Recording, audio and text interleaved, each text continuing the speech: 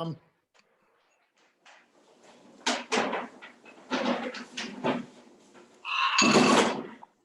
No one coming in.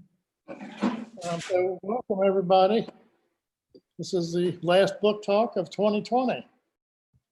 I'm sure glad to see this year ending. Yeah. So today we have Susan Berger, who's going to kick off, and she's going to talk about life and soul. And Sandy Carson and his passing place. And kind of back up with Sandy in case we need her is Jennifer Yoffy of Yoffy Press, who published Sandy's book. Before we get going, I want to ask everybody to mute themselves so we don't get Christmas music, telephones, cats and dogs. We will record today's session. We are recording today's session. So if you have an issue with that, just listen and don't speak.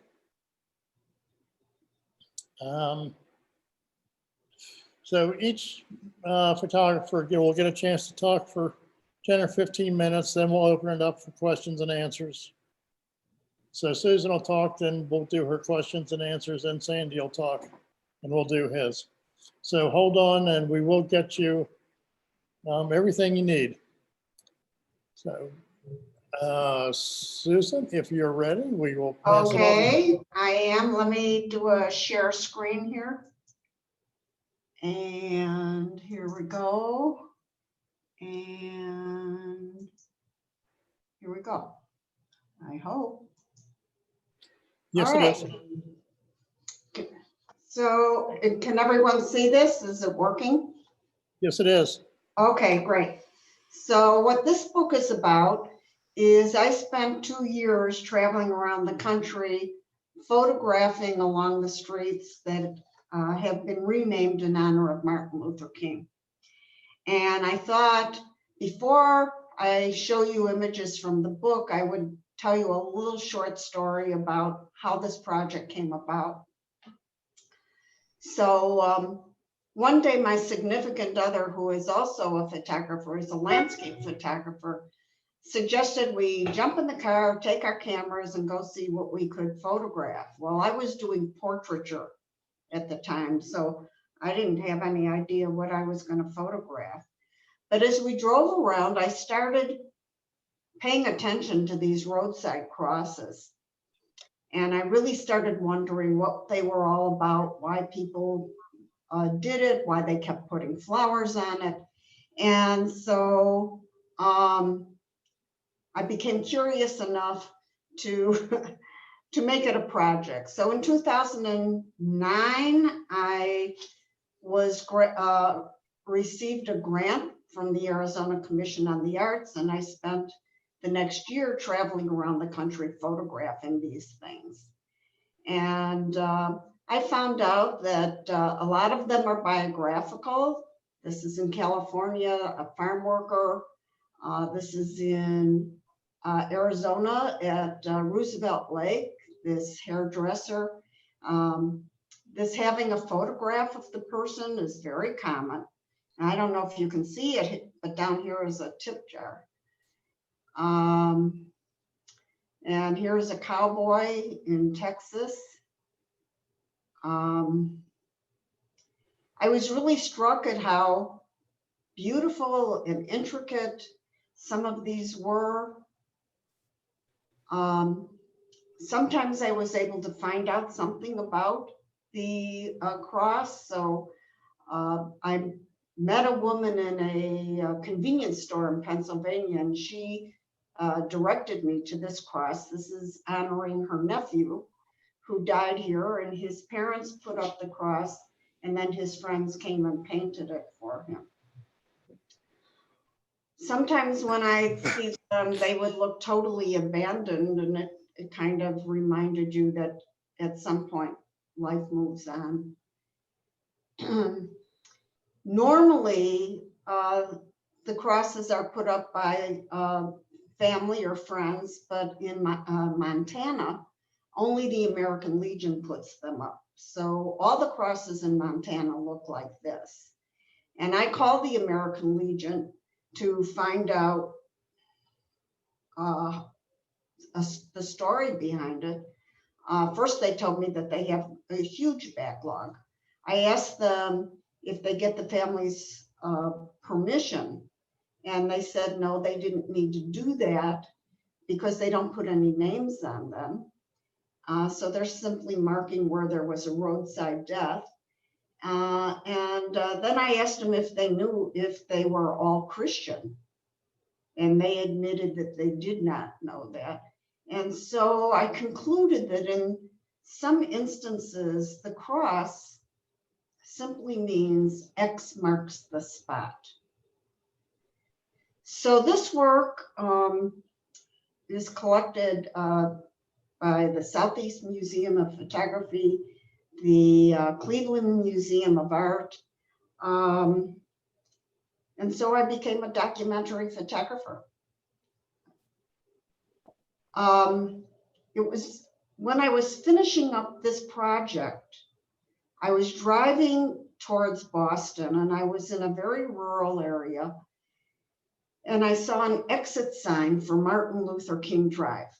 I was surprised to see it. I expected that street to always be in an urban area, not in farmland. And I became curious again and really wanted to explore these streets. So the first thing I did was drive to LA. And as I'm driving there, I'm thinking about the early photographs of Dawood Bey. He photographed African-American young men hanging around the corner. And that's what I thought I was going to find. And I was wondering how I was going to make my photographs look different from his. Well, I didn't have to worry about it because people don't hang around the corners anymore. Instead, I found this. This is the very first photograph I took in the series. So this is in LA. We have, whoops, sorry, my finger. So this was in LA. We have images of Martin Luther King, the Pope. We have a saying, a quote of Martin Luther King. And I thought, this is fantastic. And then I walked down the street and I found this, Rosie's Beauty Salon. Rosie kept watching me. There she is in her doorway, but every time I lifted my camera, she turned her face. So here we have an image of Obama, which incidentally has been graffitied. And I said, well, this is my project. I'm going to photograph those things on Martin Luther King Street, Boulevard, Drive, whatever they call it, that define or describe the life in the area on that street. So you may notice in that last photograph and in this one, there's kind of a Hispanic influence. So what I discovered in Los Angeles is that the street runs through a neighborhood that was originally a Jewish neighborhood that was transformed into a African-American neighborhood and is now transforming into a Hispanic neighborhood. And I found that in other parts of the country too. So this is in Austin, Texas, for example, where we have El Norteño Polos Asadas.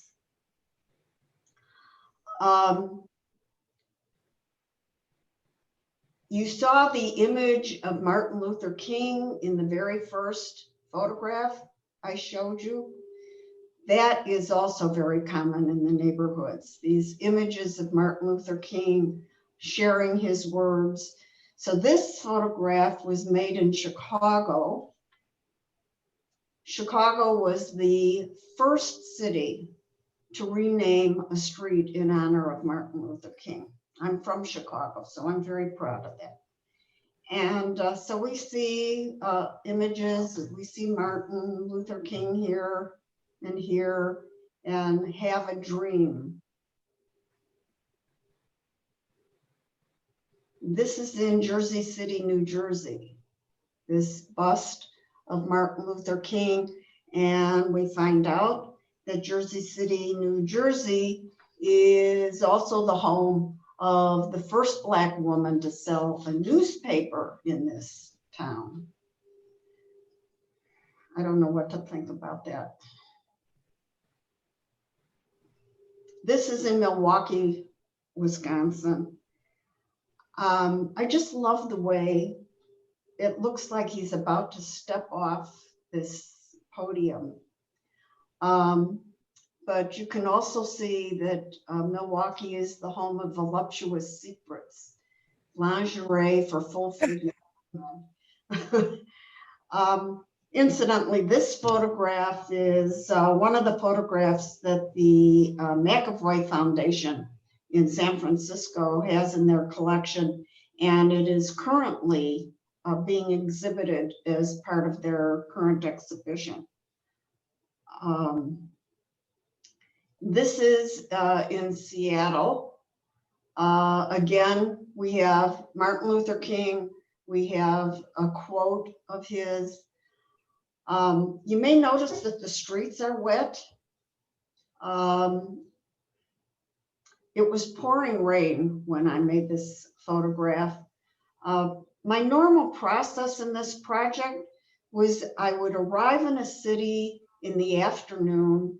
I would drive up and down the street and just get a feel for what was on the street and what interested me. Then I would park the car, gather my camera equipment, and walk up and down the street photographing. And then when I would lose the light, I would go to a motel, spend the night, get up the next morning, go back to the street, photograph again in the morning light, and then move on to the next town. So that I never spent more than that amount of time in any city. And therefore I photographed in whatever weather was there. Faith is a very important aspect in these neighborhoods, I discovered. This is in Atlanta, an important city in the history of Martin Luther King. This beautiful church has been declared, has turned into a museum, civil rights history museum. And here in Montgomery, Alabama, a gas station has been turned into a church.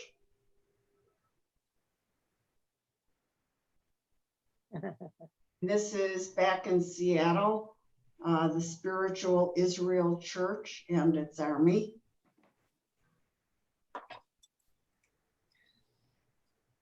And this is in Houston, where somebody wants you to remind you to go to church on Sunday.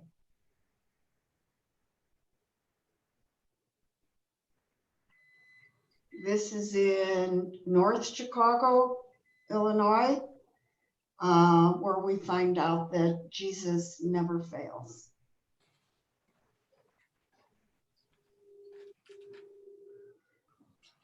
And this is in Savannah, Georgia. So when LB Jr.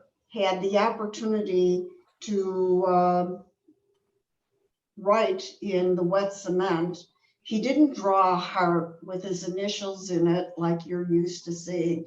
Instead, he took that opportunity to remind us that Jesus saves.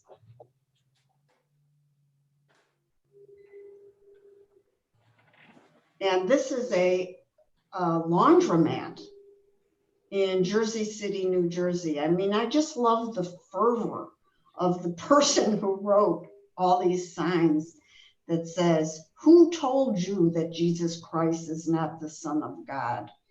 And then, of course, we have the Israeli flag. And here we have the image of Obama again, like we did in that photograph in Los Angeles. So we have Barack and Michelle Obama, and that's my dog. And we have, I apologize. And we have the first Black mayor.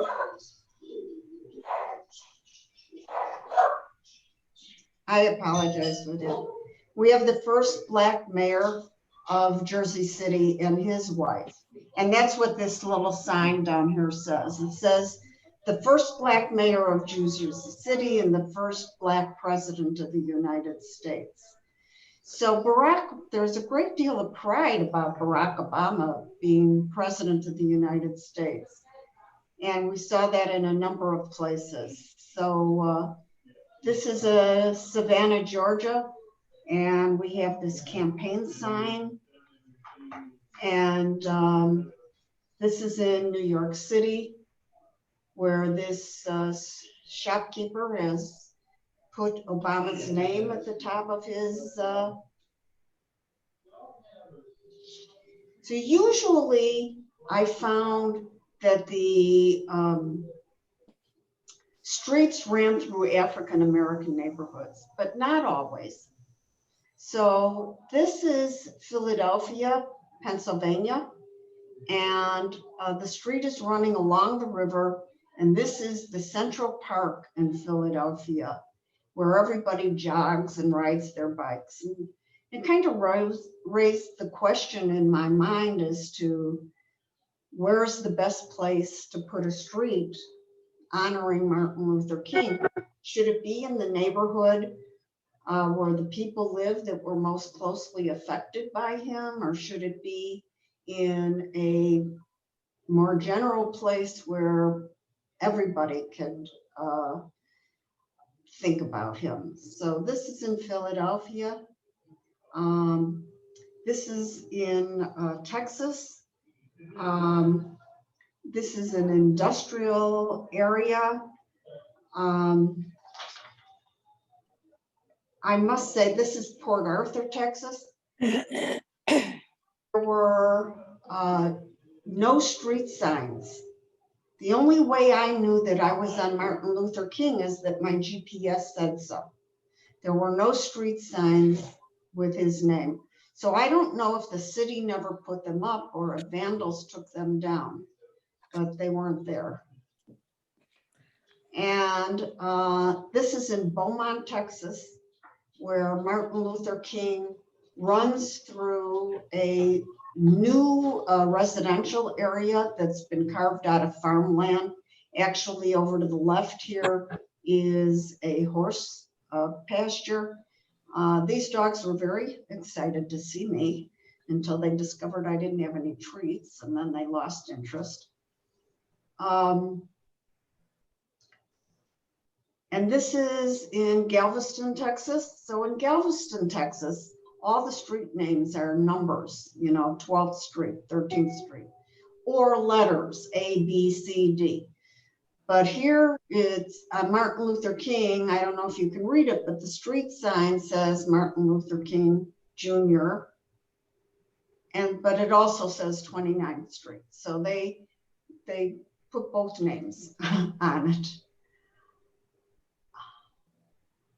I saw a lot of house pride, and I really loved the houses that I saw. So this is in Little Rock, Arkansas. And I love this little garden with the swans.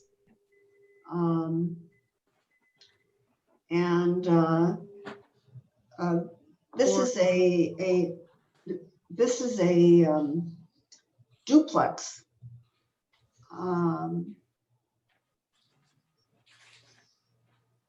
And this is in Selma, Alabama. This is what they call a shotgun house.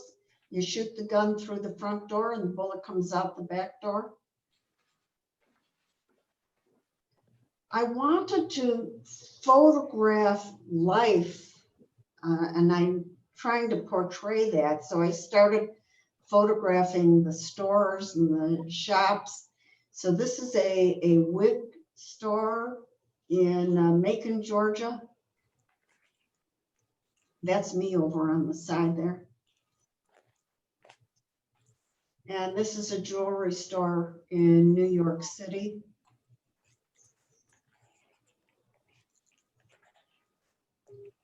By the way, these are all silver gelatin prints, which I print in myself in my dark room.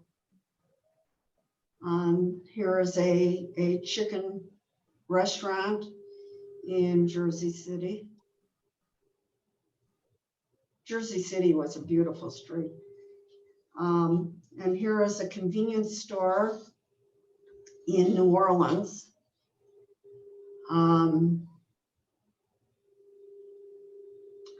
This is back in Jersey City, the sidewalk sale. I really was moved by the weariness, the apparent weariness of this woman holding on to the street lamp. And then we have this weariness of this young man in Washington, D.C.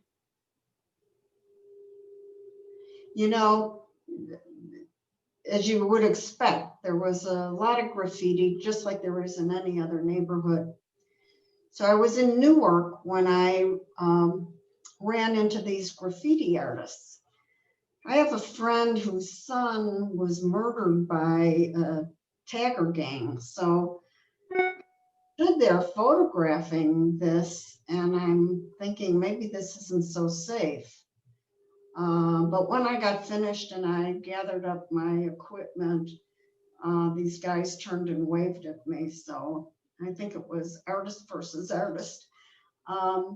So these taggers are painting their art, but often the graffiti had a message to it.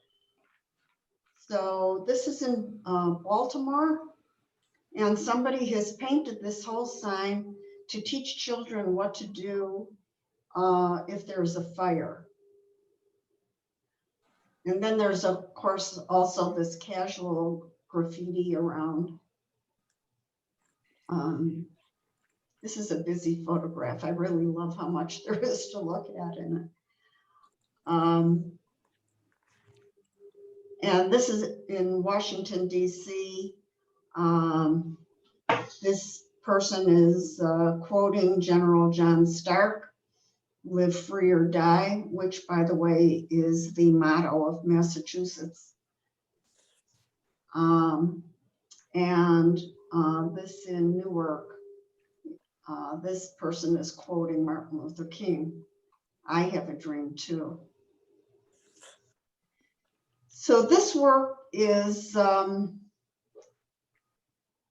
in the permanent collection of the MFA Houston, of the Center for Creative Photography, the McAvoy Foundation I mentioned.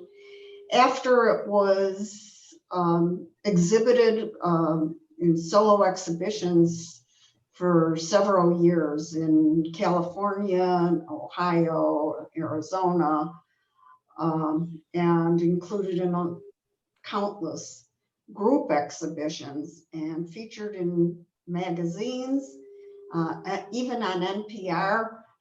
I thought the only way to end the project was to produce a book. So I didn't want a book that looked like everybody else's. I didn't want a book that you look at once and then put on the shelf. So the first piece of luck was that I was approached by Andy Burgess of Dark Spring Press. And Dark Spring Press is a small publishing company that produces beautifully designed, limited edition photography books. I knew with Andy I would have a beautiful book. The second piece of luck was Frank Golke agreeing to write the foreword for the book. So if you don't know who Frank Golke is, I first became familiar with Frank in my history of photography class. Many years later, I was his studio assistant. Frank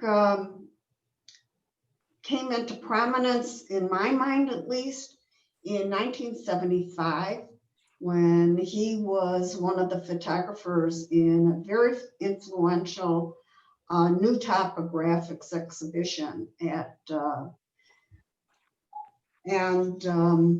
that incidentally was the year he was awarded his first Guggenheim.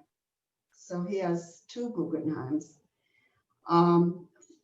Besides being a wonderful photographer, Frank is a wonderful writer, so I feel very privileged. So what you're looking at here is the trade edition of the book. The cover is just plain board. I was looking for a very simple book that reflected the simplicity of the neighborhoods that Martin Luther King Street runs through.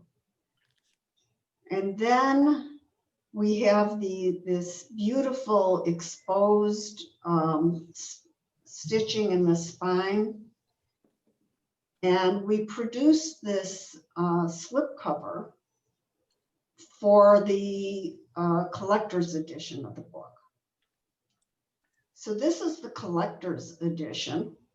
It is the book which comes in the slip jacket, and it includes a photograph, a silver gelatin print, which I printed.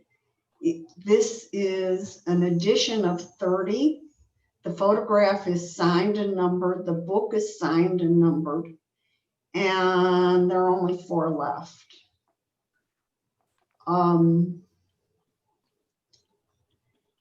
This is the photograph that's included in the collector's edition. So it is the one I made in Chicago.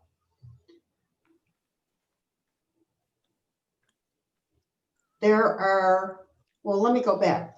There are 62 images in the total project, and 44 of them are included in the book. But there are 56 plates in the book. So 12 of the photographs we have on one spread, the photograph like this, and then the next spread, we've zoomed in on a detail of the photograph in a very cinematic way. Kind of focus your attention, I guess. So the trade edition, the book alone, is $45. And it can be acquired from either me or from Dark Spring Press. The collector's edition is $150. Believe me, it is a bargain. And that can only be purchased from me because the publisher has sold out all of his copies. So all that are left are 4 copies from the group that I had to sell.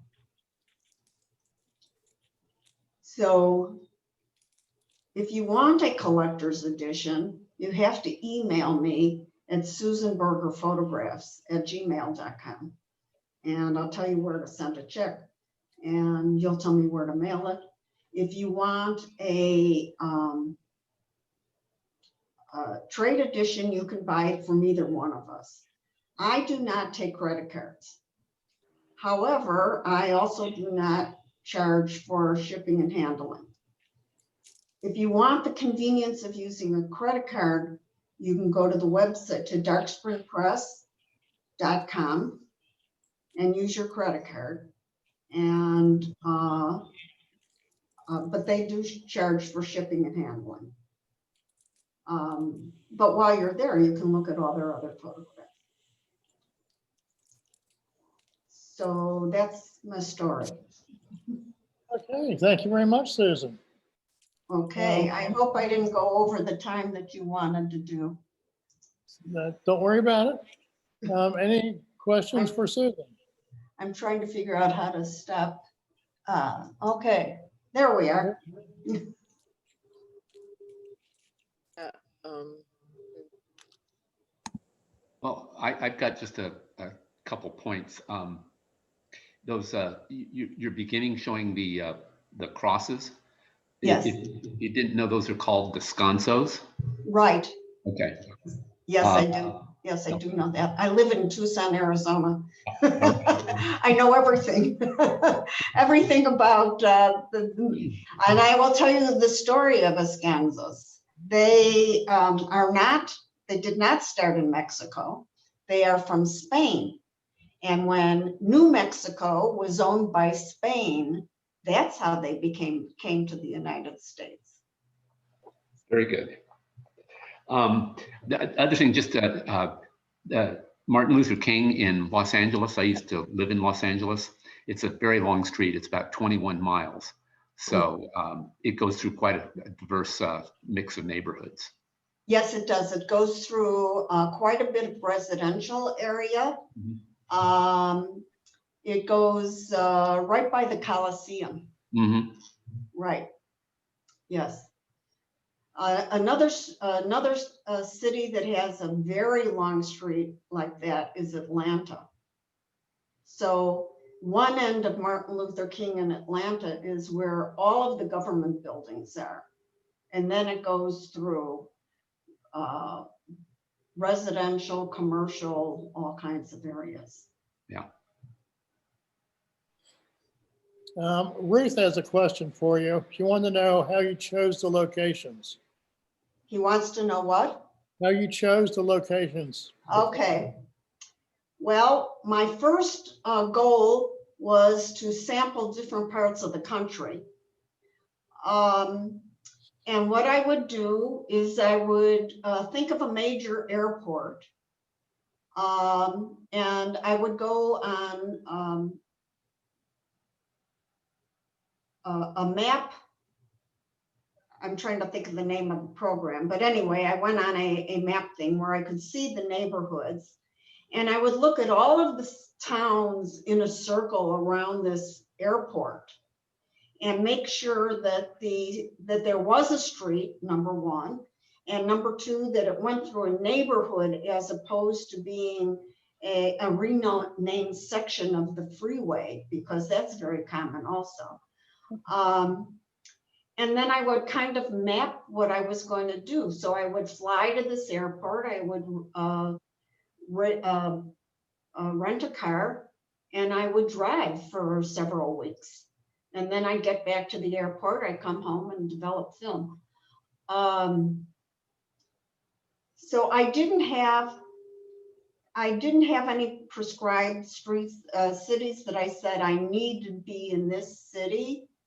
But I wanted to be in every section of the country so that I could see the differences or the sameness.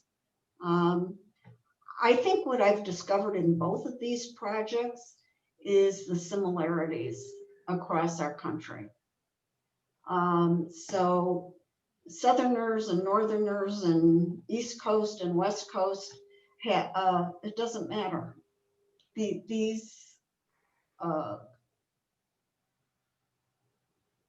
There's a homogeny in spite of our different accents and our different politics and our different every other things. There's also this sameness, which I find very encouraging, by the way. Yvette wants to know if you purposely chose to omit people from the majority of the images. If I purposely left out people? Yes. No, I did not purposely leave out people. There are not a lot of people on the streets anymore, or that I found. You know, we do everything by car. We drive to here, we drive to there.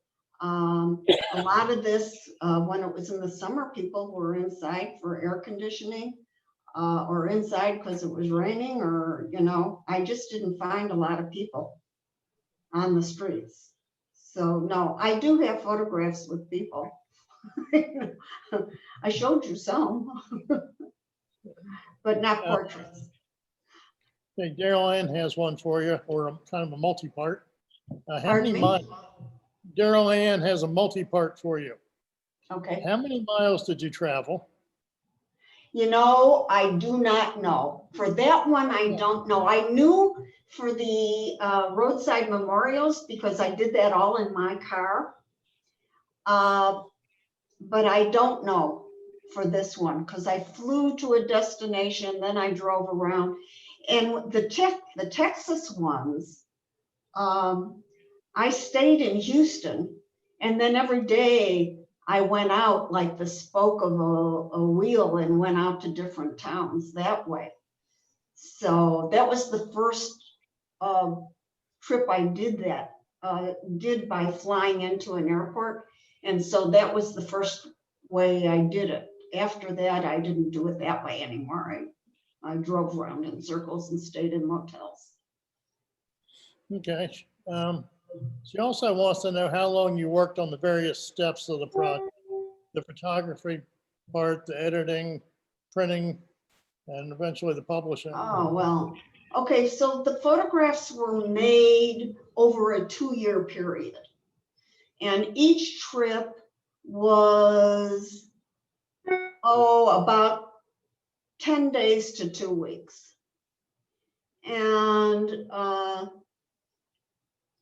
then in between, you know, I would come back home.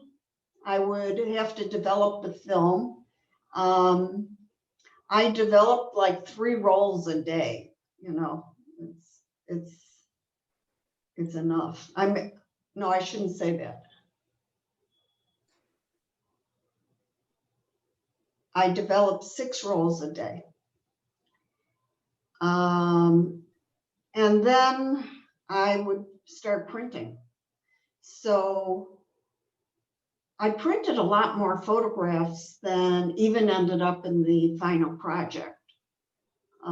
You print them and then you realize they're really duplications of something else, and you have to choose which one you're going to include.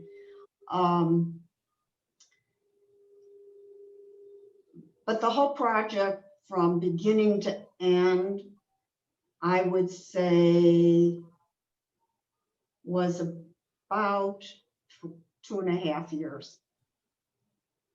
Okay. So within the first 2 years was all of the developing of the film and doing some kind of printing. And then maybe the last half a year was whittling it down to the 62 photographs. And in terms of choosing the photographs for this book, that was done with Andy Burgess, who owns Dark Spring Press. He wanted to see all of the finished prints, and he picked them, the ones that he liked from the prints, and then we whittled it down from there. By the way, the prints in the book are not organized the way I presented it to you. So I presented it to you thematically, but that's not the way they are in the book. In the book, they are visually, they're done in a visual way where one line goes into another. That's the best I can answer that question. Could I ask another quick question? It's related regarding the book. I just wondered, and if it's private, that's okay. A lot of times people have to put money into their books, and I just wondered if that was the case here or not, or Yes, what that yes, arrangement looked like. yes, Yeah. that was the case here. I think that's pretty standard, unless, you know, unless you are a photographer who is so well established that the publisher knows they're going to have a profit from it. They want you to be somewhat at risk also. Yeah. Thank No, I you. understand. I mean, but yes, there is a cost. Okay, When Jennifer Yoffy, uh, when her artist book is presented, she might be able to answer that better for you. okay, Susan, we're gonna wrap it up with you and pass the baton over to Sandy. Okay, thank you, guys. Thank you, Susan. Yay. It was great. Thank you. Okay, can you guys Sure. hear me?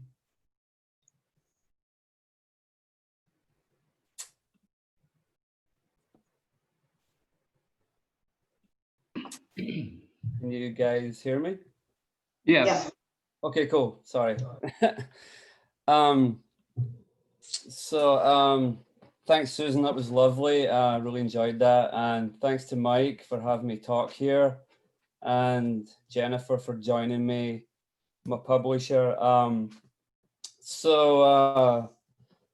a photographer from Scotland originally. This is my second book with Yoffy Press. And this is basically a photo memoir of, it's basically a tribute to my mother who passed in 2016, and a tribute, a portrait more like of the village that I grew up in Scotland at a young age. I've been in Texas actually longer than I have in Scotland, so I could probably call myself a Texan by now. As you can judge by my accent, I'm totally Texan. But anyway, this is a tribute to the village and my mom after immigrating at such a young age. I was 20 when I came to the States. And this book is, it deals with, separation, the bonds that we have with our family, no matter where we live, it's still there, and just the distance, due to people moving in different geographical places. I came to America and I was always going back in visits to visit my parents. In this little rural village, there's about 5,000 people live there. And it's very, very working class. It's an old mining town. And I'll just start clicking. Okay, cool. So this is the town I grew up in. This is early 1900s. It was a steel mine. Went out of business, the early 20s. And actually my house is where I grew up was just south of here. My family were brick workers, and they worked locally in the industry here. It's a really industrial town. It's about 20 miles from Glasgow, southeast of Glasgow, and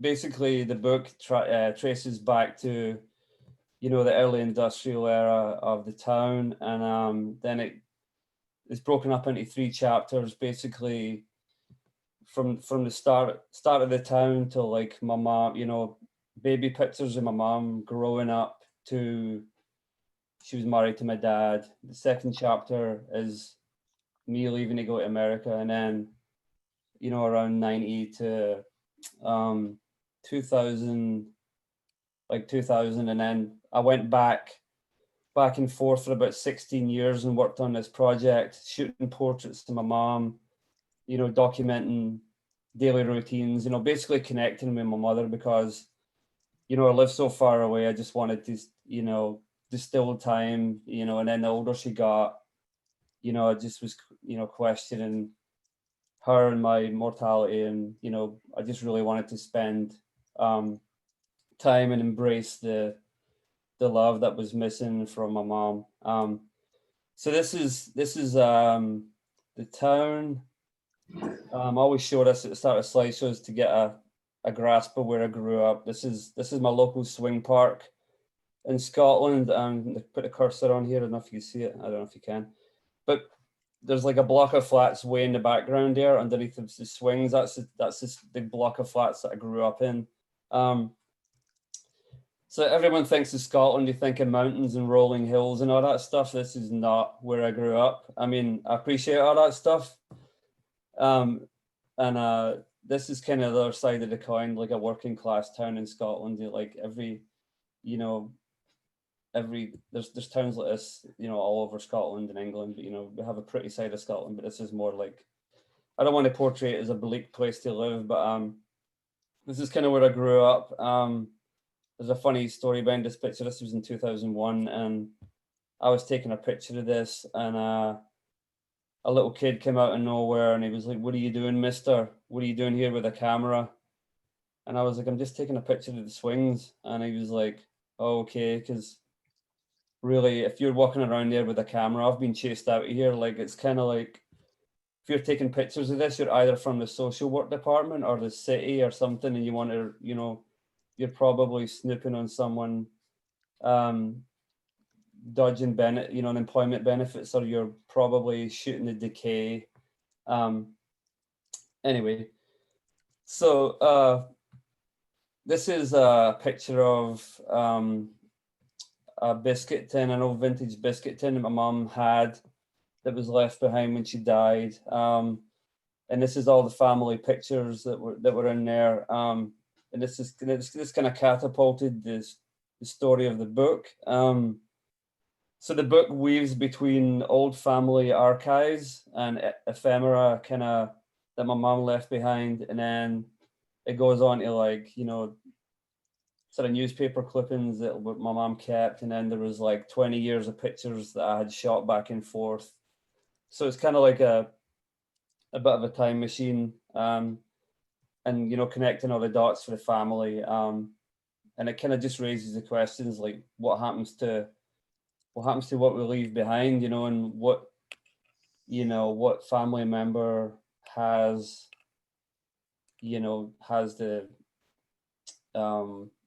the mind to continue the legacy and join the dots for families. So this is kind of one of the early spreads in the book. In the first chapter, this is my mom. On the left here, one of her friends. The top right is my mom.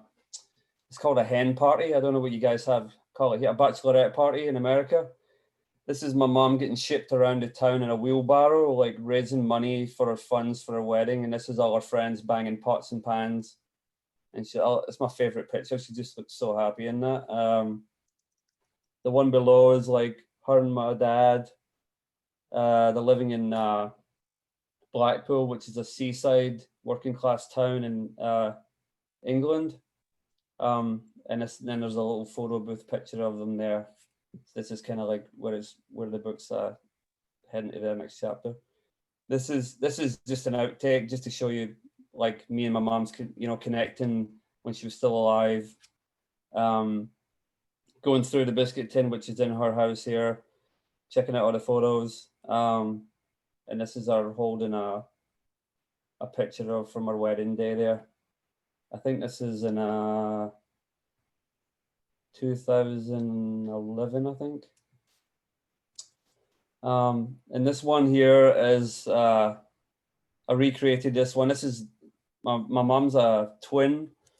She has a twin sister that lives next door to her, still lives there. She's the only remaining sister out of 3 sisters and 2 brothers. So she had 4 siblings. This is my mom and her twin sister on the left. I think they were 5 years old, 1946.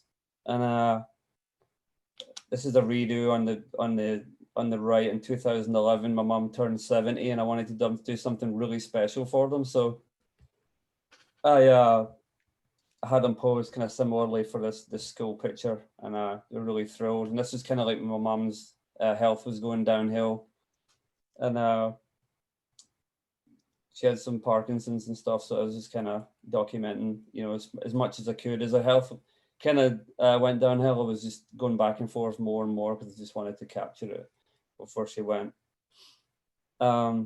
This is in the plate of the book. I just wanted to.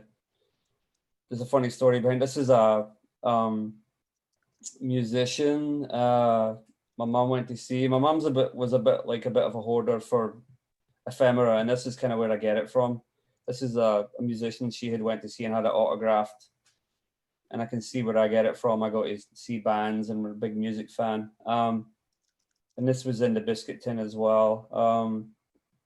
I've actually found this lady on Facebook and sent her the picture. She's still alive, and she was really ecstatic. She lives in Oklahoma now, and we kind of connected through that. So there's been a lot of connections through the book. And this is kind of going to the second chapter of the book. This is a pivotal point for me. You probably wonder what it is. So I grew up as the town I lived in was a really big football town, and me and my friends were into these BMX bikes, and we just kind of got picked on because we weren't in the norm for doing, playing football and all that stuff. And at one point I was stabbed. I was in a hospital with a collapsed lung, and this is the newspaper clipping my mom had saved that I found after she died in a pile of stuff. And this was kind of what made me move to the States. Before that, I actually had a bottle smashed in my head. It's a kind of rough village. I don't want to portray it as being really bad, but in the 70s it was great. But after the collapse of the industry, the Scottish steel industry and all the industrial complex collapsed because of Margaret Thatcher kind of being in power. There was a lot of unemployment where I grew up. So when that really went downhill, it just became a bit of a bleak town. There was nothing for people to do, and it just became a bit aggro and a bit violent, and there was a lot of alcohol and gangs and stuff like that. So we were kind of picked on, and this was the second time I got attacked. So I had already been to the States before, and it just kind of made me leave. I was just like, I have to get out of here, because if I don't, I'm probably just going to end up dead. I don't want a chance being attacked for the third time. But that kind of goes to the second chapter of the book. This is a little sort of black book thing. There's a middle chapter in the book here. I'll show you in a second. It's kind of hard to see the book in 2D because it's so flat, but you'll be able to see this in the book, and this is the second chapter going on. So this is kind of like starting from 2000. I'd start going home and see my mom and her partner.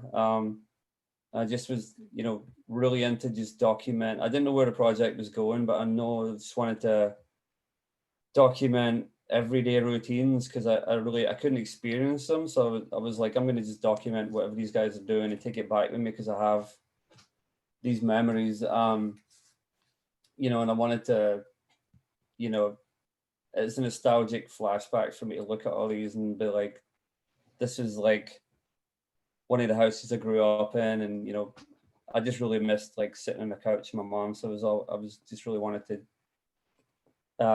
take back these memories to the States, because it was kind of like, it was a living proof that I had actually experienced this culture. It was like real culture clash, and every time I went back to Scotland, I get culture shock, and I come back to America, I get culture shock, because it's just so different. I'm in Austin, Texas. It's a big city, and then I go back to a little village.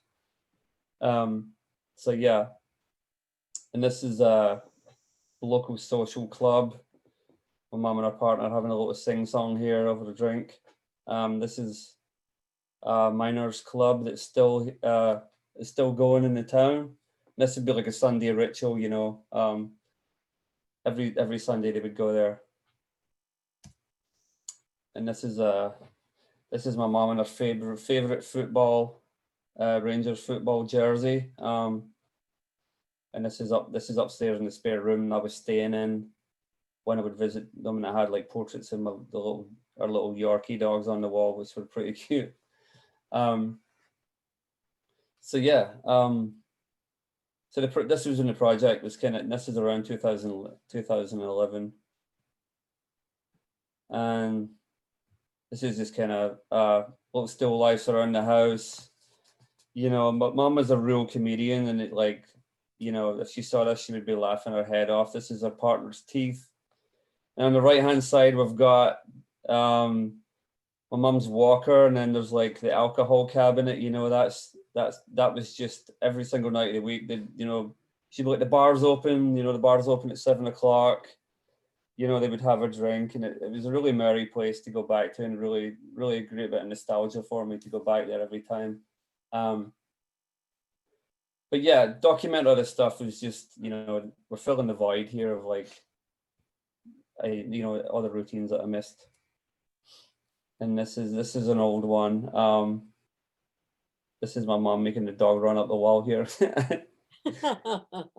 But yeah, it's funny when you drop off film to get developed back in the day, they would just take it upon, you know, whoever the lab technician would just take it upon himself to say, hey, here's a great enlargement picture, and this one was framed in there, and I thought that was really funny because, you know, I would, if I worked in a lab, I would tell them the same thing, you know. And this is breakfast on the left hand side, and this is hanging out some underwear on the right hand side here. And there's a little portrait. You can tell my parents are just like, what the hell are you doing right now? That's just the face they're doing, you know. It's funny because they used to go to Spain on their holidays all the time, and I really didn't ever want to go with them because, you know, I just thought it was, you know, you're just, when you're a kid, you're like, I don't want to go on holiday with my parents anymore. But this was kind of like their version of Spain in the little garden here. Just put this in here for fun. This is one of the, when I was launching the book, we had pre-orders, and this was one of the pictures that was my mum had taken in Spain, and we turned it into a jigsaw puzzle because we were actually a really big fans of making jigsaw puzzles in the wintertime in Scotland. It was snowing and we'd just be locked indoors. I thought this was a really nice tribute. And this is just, I think it's like 2011 or 2012 here. Some pictures of my mom. And this is my mom's prayer book that she read. I don't know how many years. This was one of the prints in the book here. And there's actually, I shot this. I think this was shot in 2016. And I have a picture of it from 2011, and it was less worn out, and you can just tell. You know, my mom was pretty religious, and I actually didn't know how religious she was till more after she died. You know, but it's probably 5 years of really hardcore praying, and you know, this little book was like completely worn out by the time she died. I think, let me see. I don't know if that's the end of my slides. Sorry, something wrong here. It won't let me go any further. Oh, what's going on here? Sorry, I can't figure out. It's not advancing.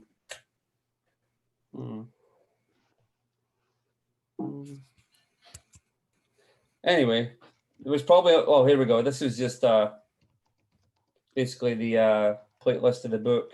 It got stuck there. And there's about 6 or 7 pages of this in the book. And it's just like another actual book within a book. So like we've basically got 4 chapters in this book. And then, you know, there's little stories between all the pictures, little insights and outtakes. And let me see. I'm just sharing my video. But that's it. I was just gonna let Jen pipe in and show you the book. How do you stop sharing? Sorry, like, okay, let's see. Stop share.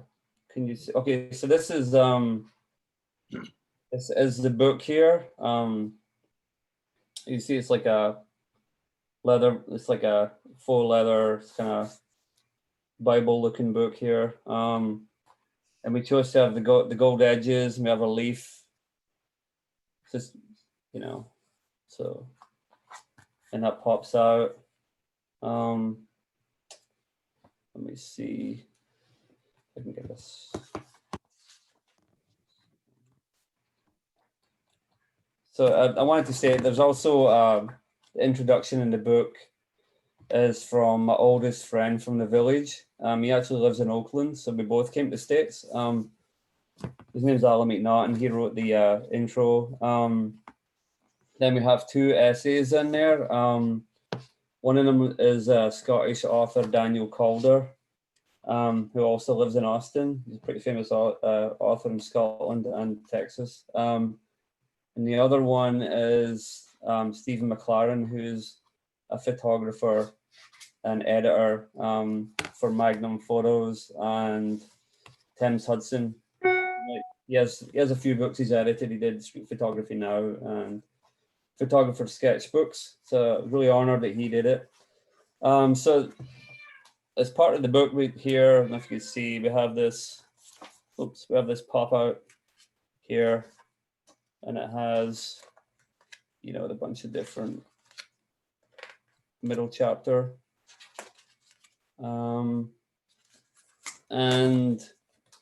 we've kind of recreated some of the pictures from the tin. Let me see. Sorry. Excuse me, my cat's going to join us. Let me see. Sorry. And can't find it, but this is this is the prayer. We'll put the prayer books in here as well. Trying to find this lay. I should know this book back to front already. Oh yeah, so here we go. This is one of the wedding pictures, and we have this kind of veil that you used to get with like sort of old photos. This is from like a replica from the wedding album. So me and Jennifer spent probably a year on this or so. Luckily COVID was here. Not luckily, but it just made me stay indoors and go through like 25 years of negatives and ephemera and like, you know, piece this book together. And, you know, Jen and I kind of went through all the edits and explored all the different. Oh, that's my computer. Sorry. Oh, and we, you know, we really didn't want to make this your typical, like Susan was saying, you didn't want to make it your typical book at all. You know, we wanted to make it, you know, really intimate, like a, you know, kind of chronicle order a bit, you know, with like different chapters, and that's why we came up with like, you know, different papers. There's like 4 different paper stocks. Yeah, it's maybe like Jen pipe in here a bit, because she, you know, she's just been a champ to work with. You know, this is the second book, and it just came out amazing, you know. Yeah, I just wanted to explain the some of the design, like the small booklet. This is a super personal project for Sandy, and we had a lot of conversations about growing up in Scotland and kind of this this shift that the town that he grew up in, you know, had been, it was always a working class town, but it had gone through a really rough time when he was growing up. But his mom was from there, and she had a much more positive experience. And so we wanted to sort it into chapters where it starts with this his historic photos, and that sets the place, and photos of his mom. And then the middle chapter was when Sandy was growing up in a really tough time, and when the town was really hard, and he experienced all of this violence that pushed him away. And also it was notable that there were hardly any pictures of Sandy growing up. there. And we talked a lot about him after he left, his trips back, kind of when in his mom's later life, and him, like the reason that he was photographing so much was maybe as a way to recreate memories in a more positive way than how he experienced growing up there. So the reason that we did the black booklet, his growing up years kind of resembling, it has a flap over it. You can literally skip that whole section from the way it's designed, or you can choose to kind of open it up and explore this darker period.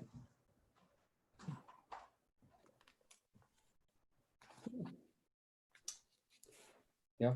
Anyone have any questions? Anybody have questions for either Sandy or Jennifer? I'd like to comment.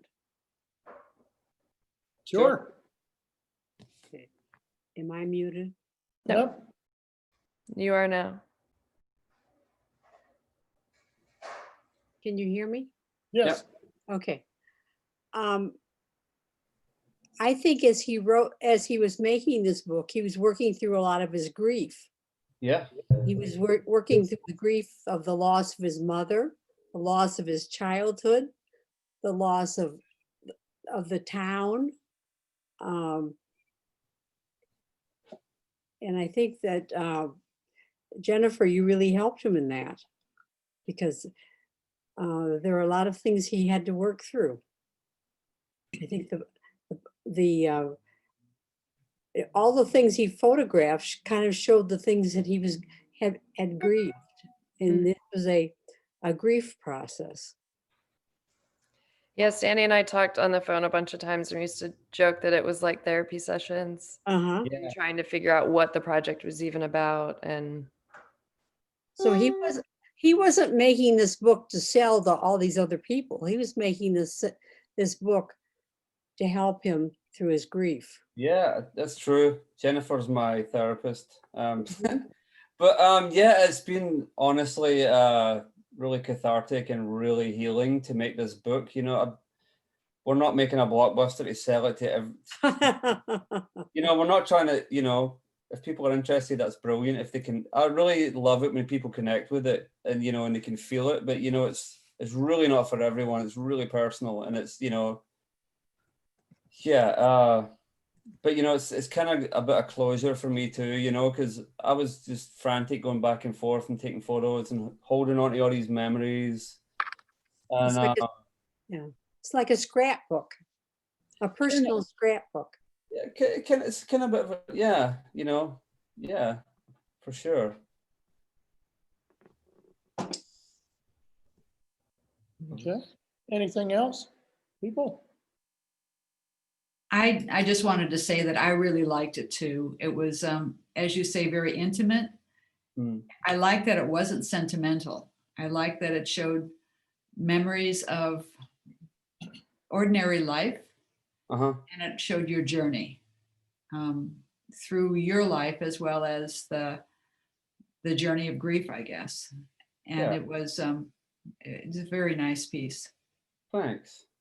I think it's got some sentimentality to me though, because it's my sort of, it was our edit.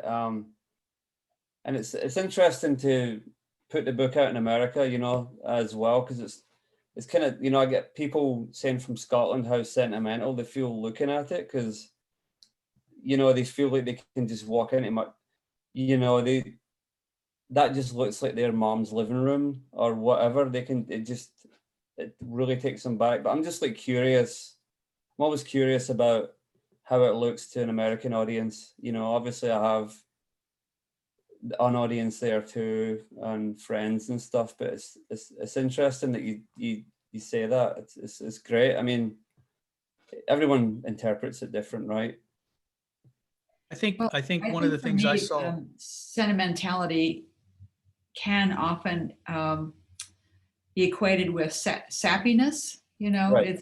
Yeah. And I don't feel that. I feel it's real, and Cool. That's it's great. not Yeah. I contrived. mean, yeah. It's kind of there's kind of humor interspersed between the book too, because I had to bring that out. I can't make it this really dark book. You know, it's like my mom is super funny, and you know, I hope there's people can take a little bit of humor out of there too, you know.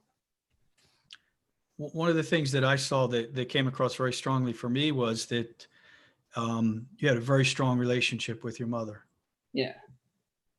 Yeah, for sure. I mean, I was basically grew up just with my mom, you know, I was like raised with my mom. My dad wasn't around, you know, I probably didn't explain that, but the guy, you know, the guy early on in the pictures was my dad, and I only met him about twice my entire life. So I was raised with my mom and all of her sisters, my grandpa, basically.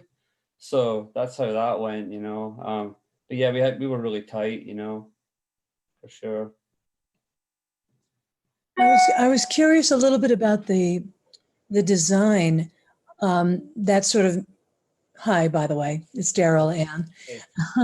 About the little miniature book inside, and I wondered, did that require sort of like maybe two different presses or two different ways of printing or anything like that? Or I just wondered if, because it's really unique. It's nice. And I just was curious about that.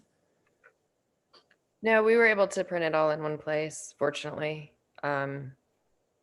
It was I think I held my breath for a year between thinking it up, trying to explain it to Sandy. I made a really hideous mock-up to try to show it to Sandy. He gets it.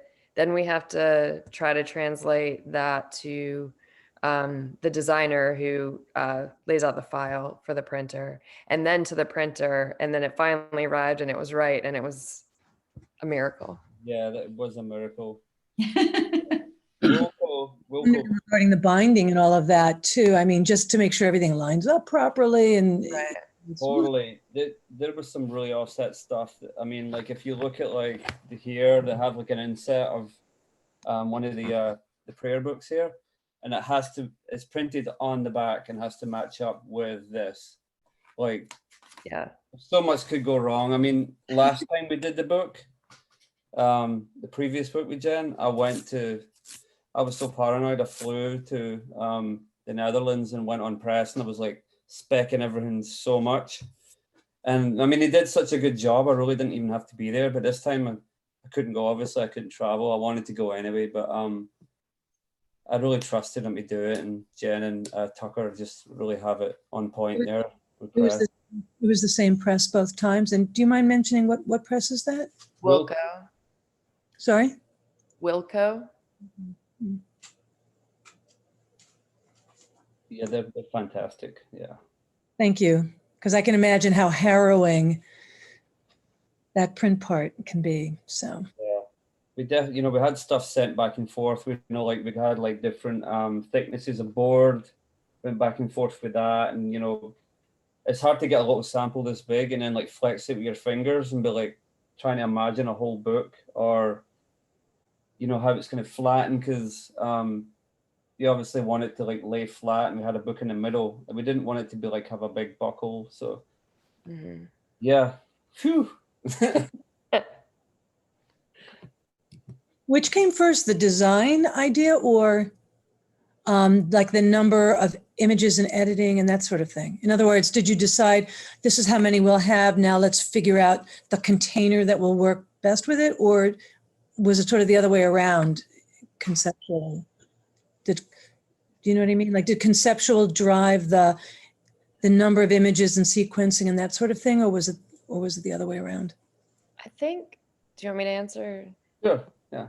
I think typically the way that I work is it all comes together at the same time. So the artist, in this case, Sandy was like, these are all the images I would consider having in the book.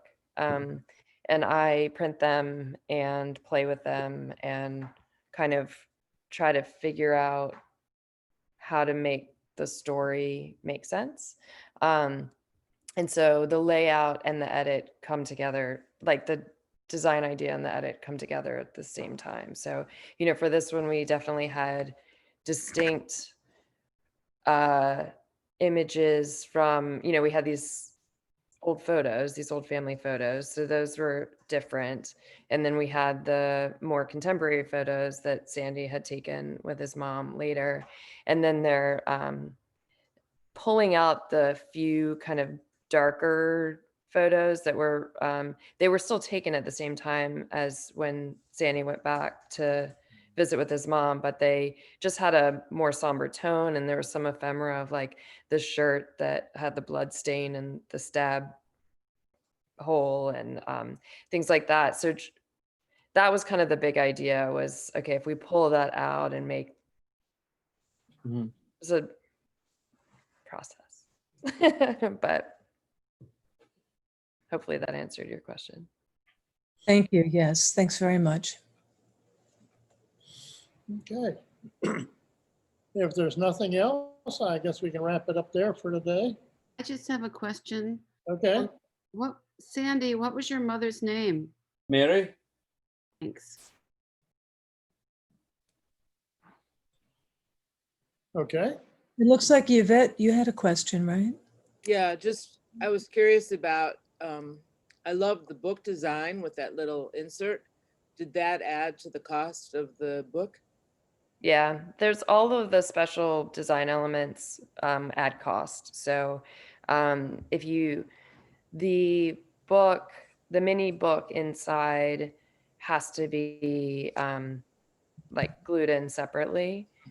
Same with, there were 2 pages, the 2 prayer cover pages that are shorter pages, those need to be tipped in. And there were 2 vellum overlay pages, the gold edging, the ribbon. So all of those are kind of separate charges above just a regular, you know, sewn book block. So can I ask what the book sells for? Yeah, it's, what is it? 40 bucks. 40. Oh, wow, that's great. Yeah. How many pages? 108. Great. Yeah. But yeah, someone was asking Susan about printing, and I mean, luckily I had a grant for this. So I want to thank the City of Austin Cultural Arts Division, because they've been a really big help. We're lucky as artists in Austin to get funding for our books. And like Susan said, like, you know, unless you're a really giant name in photography, there's no publisher that's just going to throw a lot of money at, you know, and take a risk and have all these books sitting there. You know, it's just like, you know, you either have a grant or you kickstart, like the last one I kickstarted, and then the one before that I also kickstarted. So I did like 4 books, and I did one with Daylight, and it was like a lot of kickstarting, you know. So you just kind of either get grants or kickstart it, or if you have come into a bunch of money, you know, somehow.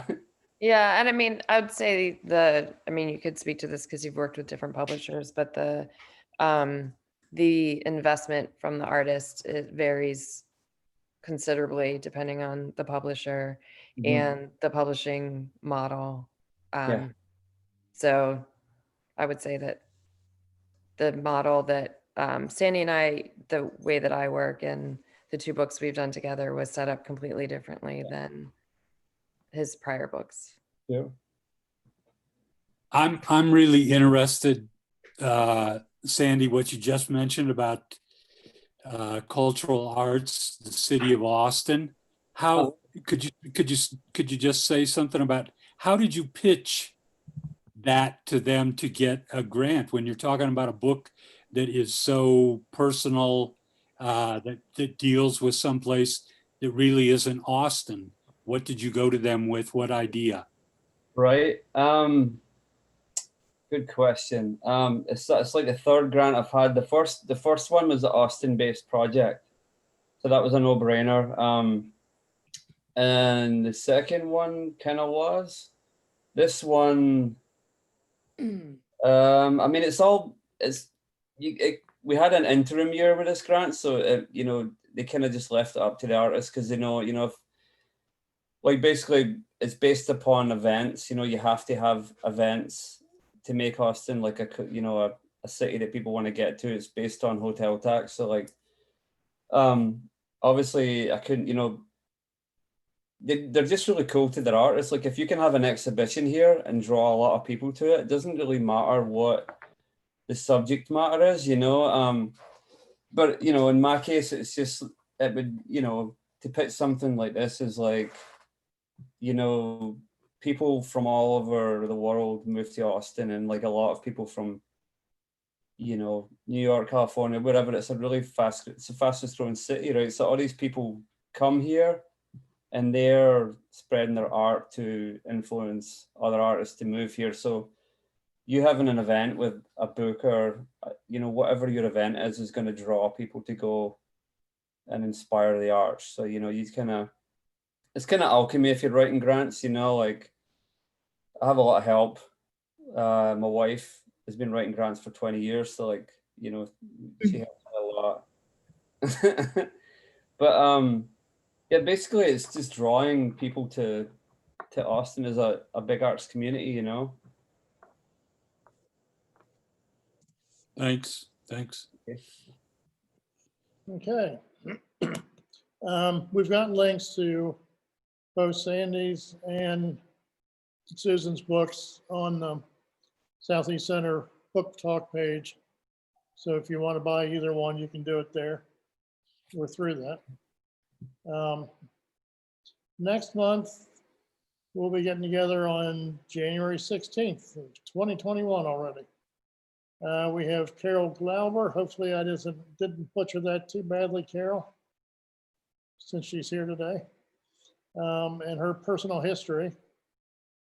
And our second guest is on and off, so I'm not going to say anything yet, but we'll have a second guest also. Thank everybody for coming. Hope you all have good holidays coming and in the middle of. Sandy, Jen, Susan, Bill, if you can hang on for a second, would appreciate it. Thanks. And the rest of you, we'll see you next month. Thank you. Yeah, thank you guys. Thank you very much. Thank Happy you. holidays. Happy holidays. Thank you, Thank you very Mike. much. Thank you. Bye-bye all. Bye.